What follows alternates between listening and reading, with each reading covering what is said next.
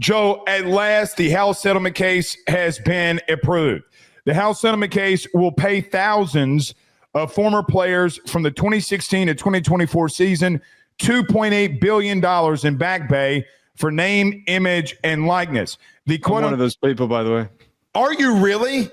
Yeah, they sent me a letter. I signed it, and I'm probably going to get like $20, but I'm still technically one of those people. Well, no, you got to do $2.8 billion divided by 8,000. I don't think an FCS. It has to be, and I shouldn't be making the same amount of money as Deshaun Watson. Like, that's not. If you do, I swear to God, I'm going to laugh so hard. It's gonna be like $100 if I'm lucky.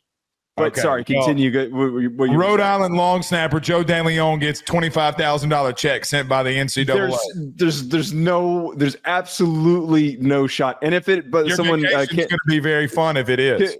Cameron Souter said, "Don't spend it all in one place." I'm taking that $100 and I'm going to buy myself a steak with it.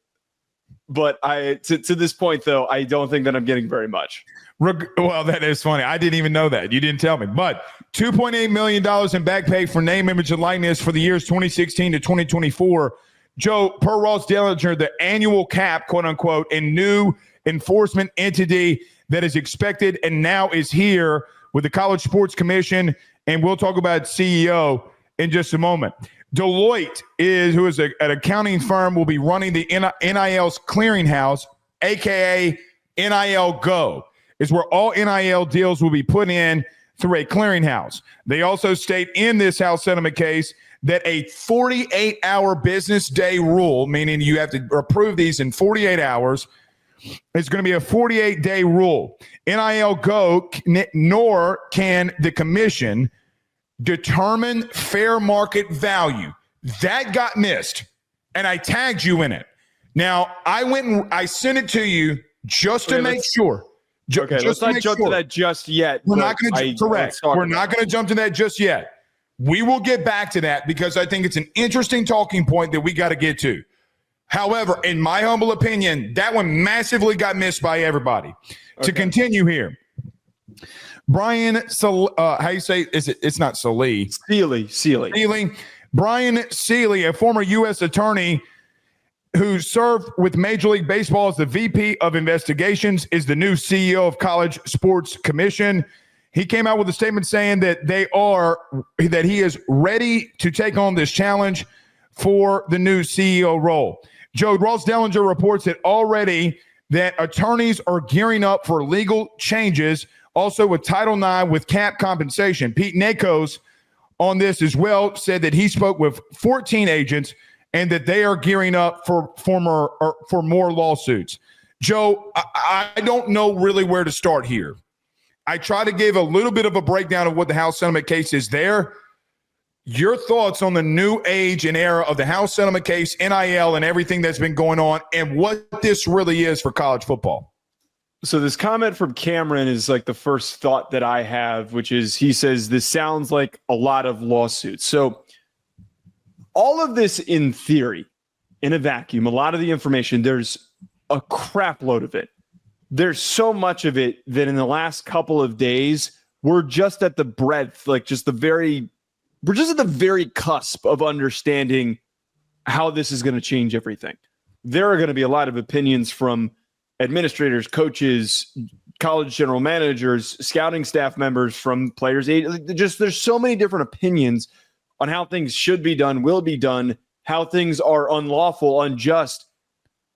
We aren't really yet in stone, in my opinion, at the final bit with this. This is just merely the first step in college sports changing into a direction for the better. We are in that first direction of at least having a ground working for fixing what was a pretty chaotic past few years. We had a number of like really messy, awful instances. The Nico example is the most recent one that helped us realize what we can't allow to happen in the future.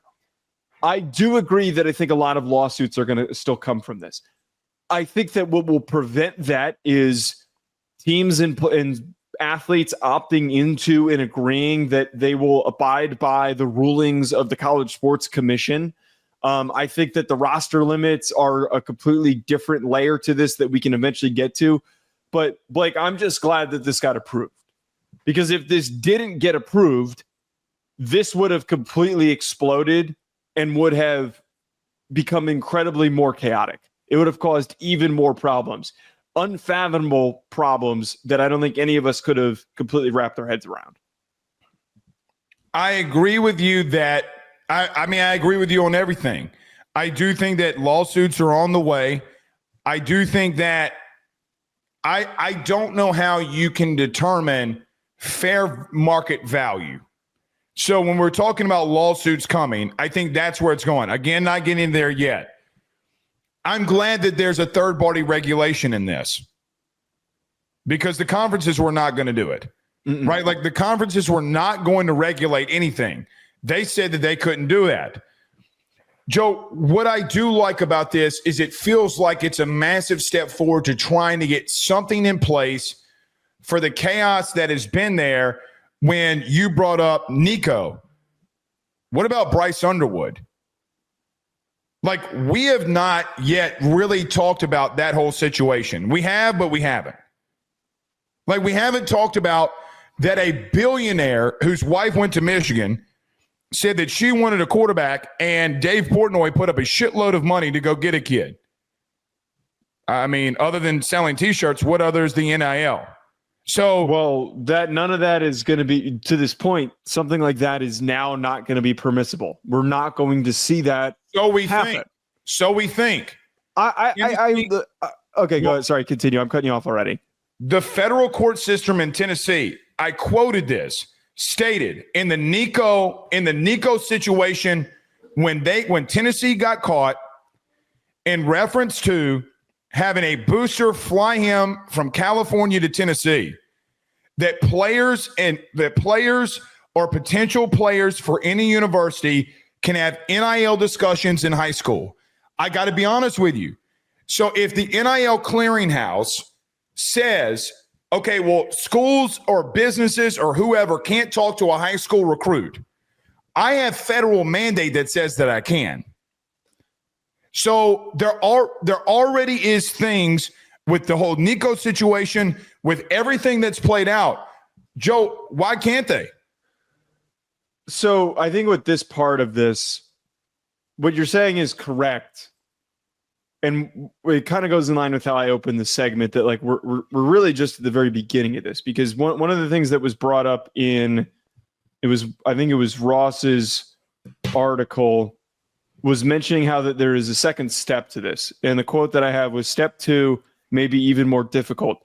Lawmakers providing a congressional bill to codify the settlement terms and to protect the NCAA and power conferences from legal challenges over enforcement of their rules. So you are right that that is merely just one example of probably hundreds of misinterpretations, challenges, any instance where people feel that the College Sports Commission and this new framework are not fair. We need, and this goes in line with what we talked at the beginning of the show, with Trump meeting with Sankey and Pete Bevacqua and them forming the commission, we do need federal legislation still. I am hoping that because this settlement goes through, that this issue gets expedited, that it is very important, and realize that it has to happen now, because if they wait 2 years to figure this thing out, it's only going to complicate the mess even further. We're going to go backwards so far that it's going to be impossible to go forward. There's going to be too many lawsuits to keep up with. But to this point, that needs to be the biggest step. It only takes one. Legislation. Well, and it only takes one. Right. As we saw over the last 2 years, it took one to turn into 1 million. Well, it only takes one to win for chaos to ensue. Right. Nico's federal court case and them winning set off a chain reaction within the last, let's just call it 16 to 24 months, that boosters and teams were doing whatever they want. If you come to X school, we're going to pay you X. This is what we think that your market value is. Joe, I don't like, the only thing that I could think with this Sankey and I always want to call him Bevilacqua like it's the freaking Sopranos. Bevacqua. But Bevacqua can Trump, and we are not being political, we're talking about football here. Can he sign an executive order stating that they have to be mandated by this? But here's my question on that. Again, he can sign that executive order. How can you stop a kid talking to a school about NIL? And my only thing about this would be, from a player standpoint, would be, let's say school A and school B is the two schools that I'm deciding for. Why can't I have conversations with them about what is going to happen? I don't think that is a problem. Like, I don't think that part is a problem. I don't disagree with that, but the problem is that we have to set the we have to set the barrier somewhere. We have to set the line somewhere of saying, like, okay, this can't happen, therefore everything else related to it can't happen, if that makes sense. My question is not that I disagree with you on setting the line. The question is where's the line? That's why we need federal legislation to determine that line. On what? And then my question becomes, at what dollar amount?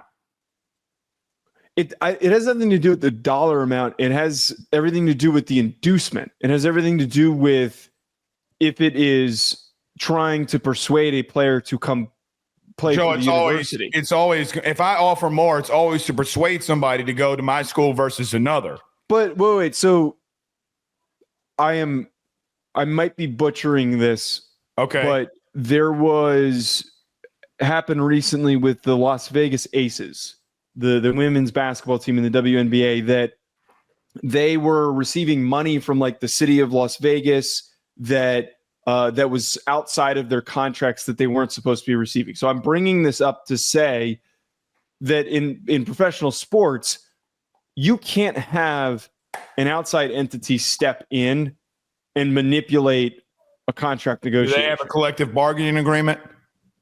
They do. And that is another part of this. And I've said this a million times over, that like, we need a collective bargaining agreement that the players agree to, that, hey, we are agreeing to all these amazing things that allow us to get paid, do X, Y, and Z, for the university to give us money, for a booster to give us money to represent his business in the local area, all of these things, as long as we agree to not allow for money to be handed to us for no reason in order to persuade us to make a decision. Well, and we missed the biggest thing here. The House Settlement case also is mandating that schools, for the first time, will be paying players at 22% based off of their market share. We've completely missed that out of the top. So football teams are going to be making anywhere from $13 to $16 million based off of the revenue share that they maintain for the first year. And Ross stressed this a lot in this article. Joe, for year one, what happens in year two? Year two, it's supposed to grow. So we're only focused here on NIL. I think everybody has wrapped their minds around schools paying TV revenue share.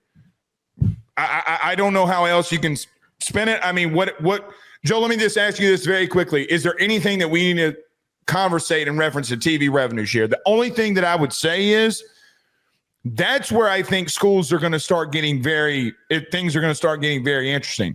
There's also no like legal jargon here on what a school can pay a player. Like, one can make $20,000 the way that I understand it, and the other can make $1 million. Oh yeah, there's no bottom baseline salary for a player. Now it changes in some instances in reference to, I can offer this player X and another one Y, and it could be completely different. So there are going to be different things that come on the horizon here on this TV revenue stuff too. The other thing that was brought up as well that I find very interesting, and it's just like in the professional leagues, that if a player performs well, there realistically should be escalators and incentives for that player to make more money. So that premise alone should prevent what happened with Nico, where Nico goes out there, he's got written into his contract, if we reach the college football playoff, you're going to make a little bit more. Yeah, you make more money. The other thing that was brought up, I don't think that there's standardized contracts for every single team, but the word buyout was brought up 1 million times over. I'm very glad that buyouts were placed into this. And I think that needs to be something that is held very firmly, because then that can allow, if a kid wants to leave, he really bad, like he's sitting on the bench, he wants to leave, he knows that his hometown school will take him. As long as that hometown school pays the buyout, he can leave and he can go elsewhere. I have an issue with that. Can I tell you the problem with that? Why? Coaches are cutting players around the country and hitting the portal. So if a player gets cut and has to go in the portal because they don't have a roster spot for him, if he goes to another school, is there a buyout? Well, I would assume, I'm not a buyout expert, but I would assume that the buyout works both ways, that if you sign him to a 2-year deal and you need to get rid of him now, you need to tell him, like, we will pay your buyout in order for you to enter the transfer. Or we'll waive. Just like it happens in the NFL. Or we'll waive the buyout. You can go wherever. Right. I am not going to entrust in very greedy human beings from allowing that to happen. It's fair. So there's another issue there with the player. Joe, let's just be honest. Kids are getting cut in the Big Ten and the SEC left and right. I mean, like, I don't think that we can determine that. Now, go ahead. I was going to say, I will say, and this kind of lines with the roster, there's now roster limits. There's now going to be roster limits. That's where I was going to go. Let's talk about the roster limits. I think that there is a lot of ways to kind of look at this and think that it's a negative, and I reject that premise. I don't think that it's a negative. And the reason why I think it's a positive is that we're not going to see teams just go around stockpiling talent and just building up depth and having really deep rosters. And I want to prevent, I don't want to see, and I think that this has been one of the biggest negatives in the sport that has been killing college football, is that you have a kid who's like a good football player at Montana State or a good player at Kent State, and he might get interest from a low-level P4, and then he might get interest from a big top SEC program, and then gets, signs that deal under the understanding and stipulation that he's just going to go there and be a backup. I know guys get all the time, they get paid like $75,000 just to be a backup offensive lineman. I think that we're going to be able to disperse talent a little bit better, and that some of these teams are going to be a lot more competitive than they've been over the past couple of years, because now there is a limit to how many guys can suit up for a team. Let me ask you this question in reference to the roster limit, the way that you just described it. Here's my understanding. How do you determine when you sign a kid if he's going to be a backup or not? Well, a lot of teams have been very direct in saying, we're bringing you in here, you're not going to play. We already have established starters. You're just going to sit. Let's just say they don't say that from here on out. Again, how do you enforce that? Well, there's no enforcing. It's just like in the NFL that if you're a backup, if you're a quarterback who could start for a team and they've already got a quarterback who's, on a $150 million contract, you and your agent are going to be smart enough to evaluate that circumstance. Reese Poffenbarger is a very random specific example. Albany quarterback who threw for 1 million yards and was one of the best players in the FCS. He went to Miami, and he went there to Miami with Cam Ward. Has anyone heard of Reese Poffenbarger? No. He would have been better off at Kent State. I understand what you're saying, but I do think, for what it's worth, that everybody – I'm not saying you – everybody claiming that the roster limit thing is such a great thing has absolutely no idea what these teams will do. It's fair. I understand. I really do, and I mean this humbly. Are we outside of our box on this one? Like, because I understand the premise. In theory, it sounds good.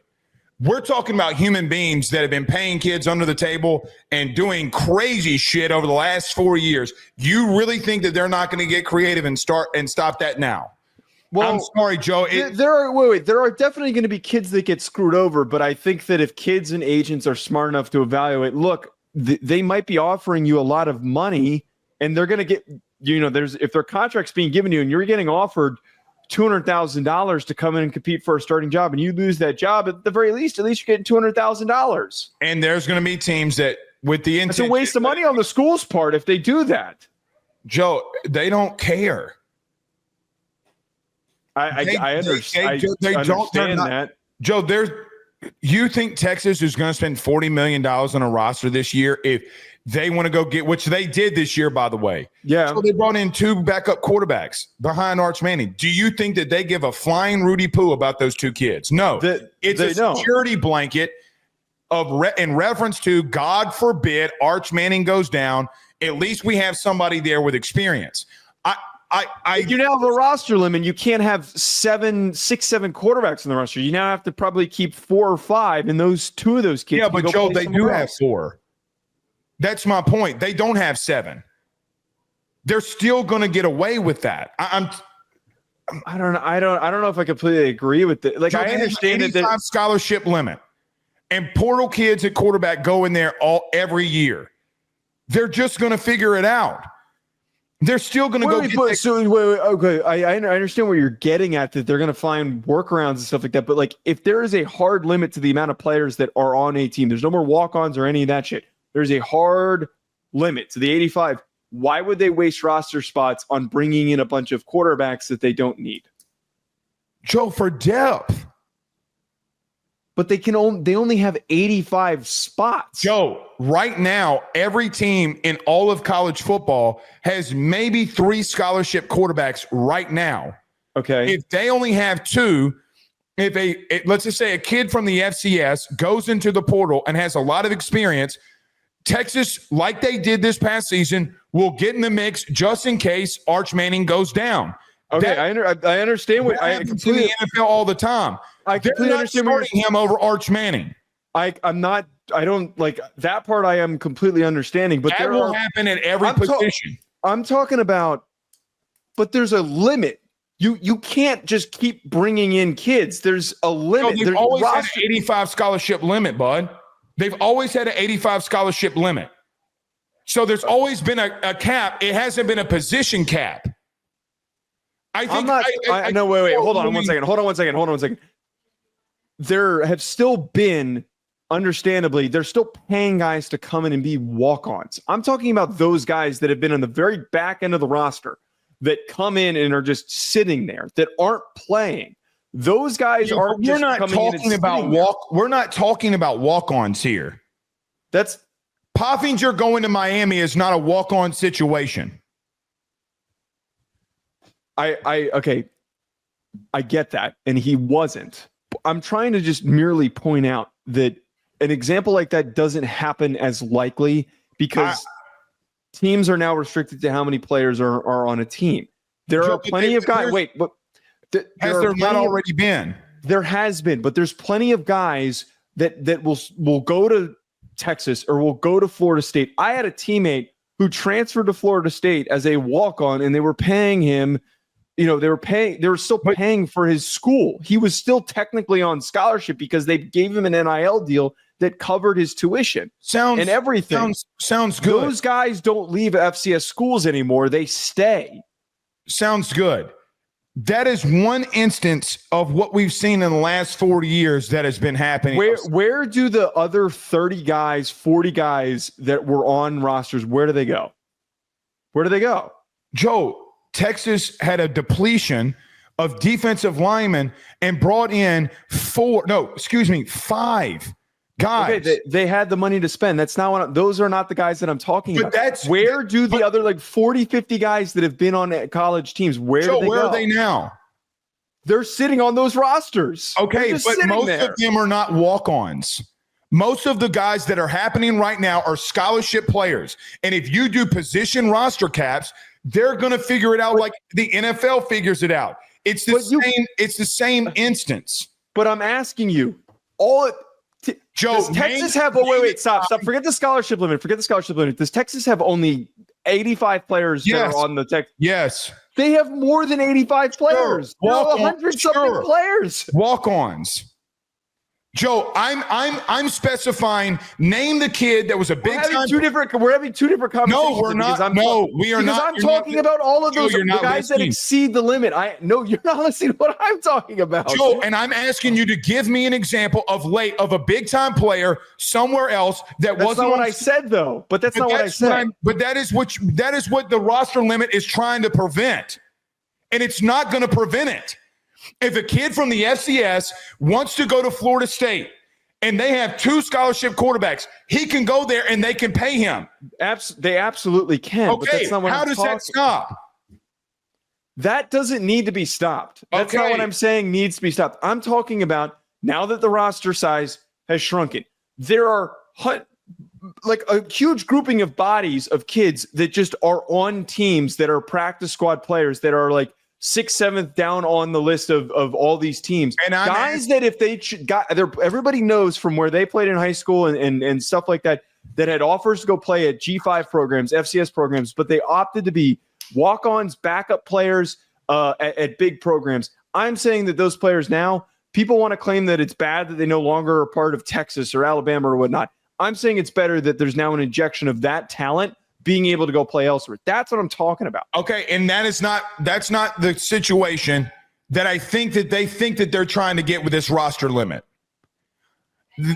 In my humble opinion, it feels to me that they think that a scholarship kid in the FCS isn't going to go in the portal and be a scholarship player at Texas and get paid for it. I don't think that was what the purpose of creating the roster limit was for. It was for so that schools don't have they don't have all this revenue sharing money that they have to find ways to pay every single player that's on their roster. They're trying to Joe, there are teams that don't name a school that's gotten in the NIL era that has officially been at the 85. With all due respect, it's not going to be every one of them. Wait, what do you mean?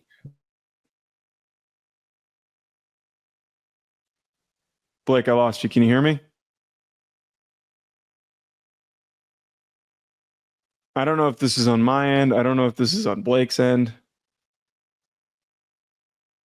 The show might be ending early if we lost Blake. Can anyone else in the chat hear me? Oh, Blake, you there? Yeah, are you there? Can you hear me now? Yes, can you hear me? The power went out. Oh, did it actually? That's what that was? Yeah, it's not the internet. The power. Okay. I trust that it's not the internet. Yes, I got you. I hope you didn't catch that because I just cursed like 72 times. Okay. All right. Well, I didn't. All right. There is another situation. I don't even remember what were we? I don't roster. We were talking about the roster limit stuff, but I think it was time to move on. Okay. Here is something that I also, when I read this House Settlement case, Joe, fully believe that there's a contradiction in it. Okay. NIL Go publish through On3 that Deloitte, who's going to be a third party assisting the new CEO of College Sports Commission, and I quote here, that they are not able to approve or disprove market value. Now someone's going to have to explain to me how this works, because from what I understand, if Deloitte and NIL Go cannot approve or disprove market value, then what are we doing? This is my interpretation of it. I understand the confusion over this. The way that I am interpreting this, Blake, is that they are stating that NIL Go is not allowed to create what is a fair number arbitrarily. What does that mean? What do you mean by arbitrarily there? They can't just create a number out of thin air and say that, like, we think that just based on no evidence that this is a fair deal. They have to, and this is part of what NIL Go is going to be doing over the next probably few months, year, however long it takes. And they've already been doing. They have to evaluate past NIL deals of similarity and to determine a correlative value, like a similar value. So say a booster has a car dealership. Okay. He paid $100,000 to the freshman receiver coming in and gave him a car, a part of a marketing deal. He appeared in a commercial. He did a social media post, whatever it is. NIL Go is then required to point to that as evidence for when a similar circumstance at a different school comes up. If suddenly that new circumstance comes up, they're offering the kid $1 million and he does like a third of the amount of marketing for the car dealership, they can come to the table and say, this is inflated, something is off, we need to meet in the middle somewhere. All right, so stop. That means that they're going to have to let it all play out before they pop anybody. Yes, I think, and I will be very upset, like you should be, and it sounds like you would be too, if suddenly, as soon as this is established, they're just sniping people. Like they're just all over the place, like immediately just taking shots and firing. I don't think that's going to happen. Well, hold on. I don't think that they can. Let me tell you why. Because they came out per NIL Go that they have a 48-hour business clearing. So in 48 hours of business days, so Monday through Friday, or, and taking holidays out, they have to approve this. Now, here's the problem that I have. The problem that I have is two things. Number one, they're using an algorithm to figure it out. Joe, I mean, I'd rather math play into for considering it's money. I kind of wouldn't. I don't mind. We're not talking about playoff seeding. We're talking about money. If we have enough examples, it's easy. I'm kind of guessing here, but like you pull into buckets of like this is all the car dealership deals that we have examples of. This is the average amount, and this is within range of what was offered. We approve it. Well, here's my problem. Here's my problem with that. Okay. Let's say that AYS Sports, Ruffino, and Joe Show signs Livy Dunn today. Okay. What's their fair market value based on everybody else? She sets the market. You're right. She does set the market. So then what? I am not an expert and I don't work for NIL Go. But wait. But so the way that I would assume, based on how I've read about this, they would go and look at all of Livy Dunn's past sponsorships. They would go look at other podcast sponsorships, and then they would determine based on all of that information if the number that we provided was a fair value. I mean, I would assume that this actually works in the opposite direction, that if we completely somehow convince her to take way less money than she usually does, I would assume and hope that Deloitte and NIL Go would come out and say, like, this is not a fair value. But the other side of it, if we offered her $20 million and she usually only makes $2 million, I'm sure that would catch their attention. Okay, well, hold on. And then she suddenly ends up transferring to Notre Dame or something like that. I think that everyone would raise a flag. Okay, I got that. But if Bryce Underwood, as an example, goes into Michigan and they win and they make a playoff, there is no market value for him. There is no, because the level. But his on-field performance isn't supposed to be related to the NIL deal. But it will be. Joe, you mean to tell me if the kid flops that people are going to want to go and do deals with him? No, everybody's going to want to do a deal with him as soon as he starts performing. That's the instances that we have seen. Kids come out of nowhere. How much money do you think? How many people you think wanted to get with Cam Scatterbo at the end of the year? Well, but the whole premise again of this and what that whole statement is that you read at the very beginning is that if Bryce Underwood, yes, okay, but if Bryce Underwood grows in notoriety, they're going to effectively. The whole point is that they're supposed to effectively look at past similar instances to help determine what a fair number is. We passed a House settlement case because we hated the past instances. There are no past instances. You literally said that everything was the Wild West, and now you're going to look at past instances to determine what you don't want to do in the future. So there were some legitimate deals. Sure. Some obviously were not. So they're going to look at the legitimate ones and the non-legitimate ones. How do you determine what is and isn't non-legitimate? If a kid was paid a large amount of money and he made a decision to go to a school based on that, and he didn't, and it gets back to he didn't perform any sort of marketing or that name, image, and likeness requires you using your name to market a business, a product. The university can be marketed in this circumstance. Absolutely can be. If you get paid and then nothing happens, that is a fake deal. I do agree with that. However, I think that the wording here is really bad.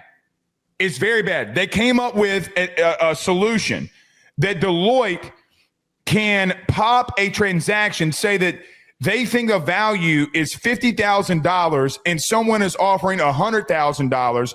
Deloitte can disapprove. How are you? But then you came out earlier and said that you couldn't disapprove it. Now, here's the thing I want to point out.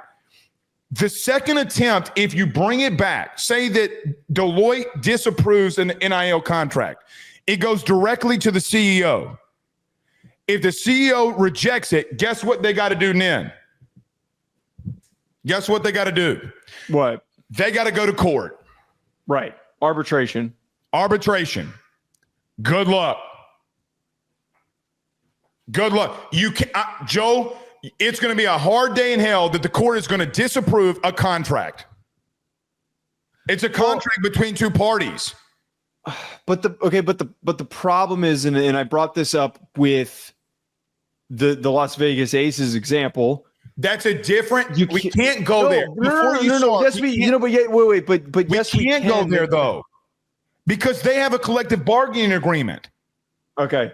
The main problem that comes from all of this is that there does need to. I'm just going to keep repeating this, not to like go after you, but just keep repeating this until it happens. We need federal legislation. Like we need some sort of hard thing that the courts go to. There's holes that need to be resolved and filled with federal legislation. The only way that we fill it is by having the court has to be able to look at every single time and go, well, this is what the law says. The reason why right now it's so chaotic is that lawyers, agents, whatever, are trying to interpret words that don't actually have meaning. I know that's a crazy thing to say. Bingo. That's where I was going. They don't have meaning. So I got to be honest. As of right now, as of today, there are three things that I got to see here before we get and talk about the CEO. Number one, Joe, I am so intrigued to see what happens when somebody gets disapproved. Oh, buddy, I am so intrigued. There's no bigger fight in college football in the 2025 season than when a kid gets disapproved and this shit goes to court and they lose. I think that the sports commission is going to win more than we realize. Like I really do. Hey, I'll bet you $1,000 right now that they don't. Because until you but by the way, when the president of the United States does an executive order, we're seeing this every day, not again trying to be political. His executive orders are getting shot down in court that even if he signs it, a judge can say, no, this can go on. Okay. So even if he signs that one, which I don't know if we need to get into that, regardless, there are holes that we got to figure out. This is not the end all be all. I don't think that they're going to win them. I think they could win some. But, Joe, you're going to have to determine in a court system that if I want to pay a kid $100,000 because I think that that's his value, you cannot determine to me what I think someone's value is. That is you legitimately cannot do that yet. A collective bargaining agreement with the Aces is a whole different subject because they can't get involved in that situation. Here, I don't know if I want to offer a kid $100,000 that you can stop it. I just don't. I don't think that we're going to have so many extreme examples. I think that we would need an extreme example where the amount that is offered that it's a completely different type of extreme example. It's more so that like if the number is so inflated compared to what the rest of the market value is, I think it's going to require an instance like that in order for the sports commission to completely deny it. Matt Anderson kind of pointed this out in the chat where he said it's adjustable. But this is the whole point of having it. I agree with you that a lot of things aren't like actually resolved here. Like they're not. There's a lot of things that need to get fixed. But the whole point here is that you have an entity that is a third party that is supposed to be unbiased in the decision making, that is making these decisions based off of numbers, that just needs to be able to look at it and say, that looks normal.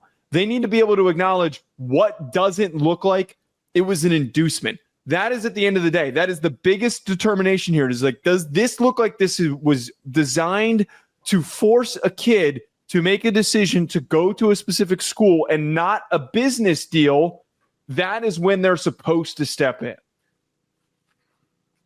I think to your point that the College Sports Commission cannot shut down.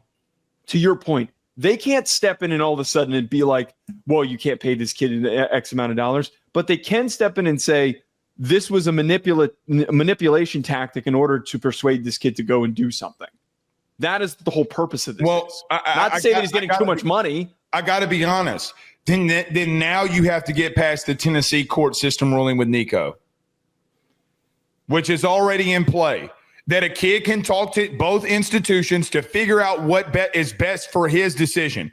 And I got to be honest with you. If my son was getting recruited by Ohio State and let's just say Texas, and Texas offered more, how can you not call it an inducement? And then, by the way, why am I not supposed to make the right deal for my son and figure out every single entity, every single detail?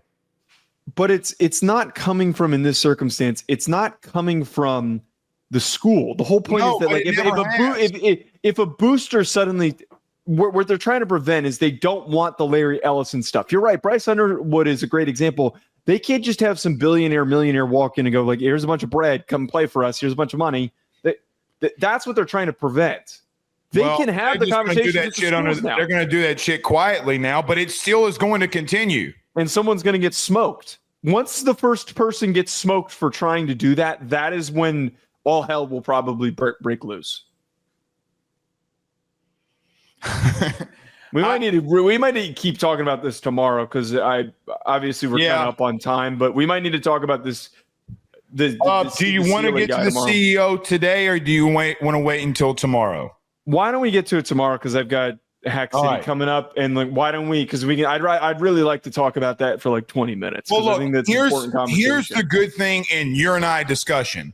Yes. You and I are having conversations, which I love having conversations about this before we leave, about what is the best thing for the sport. I'm coming in at it from an angle of, Joe, I see this, I want it, but I don't know if it's all set in there. And I think even though we do disagree on some instances, I think me and you are on the same page of, I hope and pray to God what you are saying is going to happen will happen. BetOnline remains your top spot for all of your live betting action and contests. NFL, college football, UFC, NHL are all in full swing.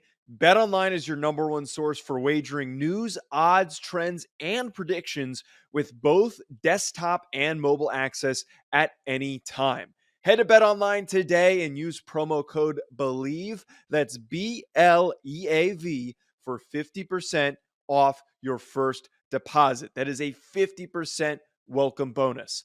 BetOnline, where the game starts.